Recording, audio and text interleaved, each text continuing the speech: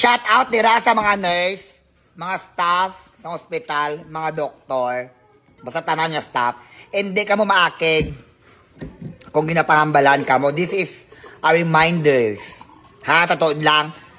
Kung nagapamangkot sa inyo ang isa ka pasyente or ang nagabantay sa pasyente nga sa maayo malang nga pamangkot, then answer them in a nice way.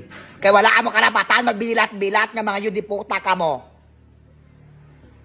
Wala ka mo karapatan kay kami ang nagapasweldo sa inyo. Kung wala ang mga pasyente, wala man kamo job. So if you didn't like your job, tungod kay kapoy, tungod kay manubo ang salary, then resign. There is no problem regarding on that. A lot of people nga gusto nga magsilbing magtrabaho sa inyo nga trabaho. Hindi ka mo magbinilat-bilat. Kaging tawagin na nga hospital, hospitable dapat ang mga tao dira. Kaya imbes nga mag-ayo ang mga pasyente, madugangan napatay sa inyong obra. Mag-attack sa mga batasan nyo.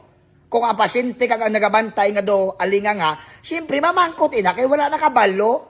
Tas sabton nyo sa pabalang. Kung may mga problema ka mo sa inyo panimalay, hindi nyo pagdala sa ospital.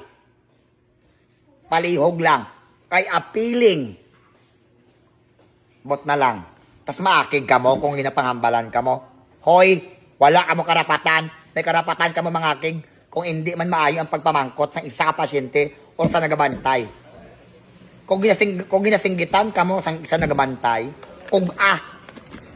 pero kung maayo man ang pagpamangkot sa inyo, they are questioning regarding sa amon kaya wala mo namangan, din isabto nyo sang maayo, hindi ka mo doon si bilat-bilat ka mo.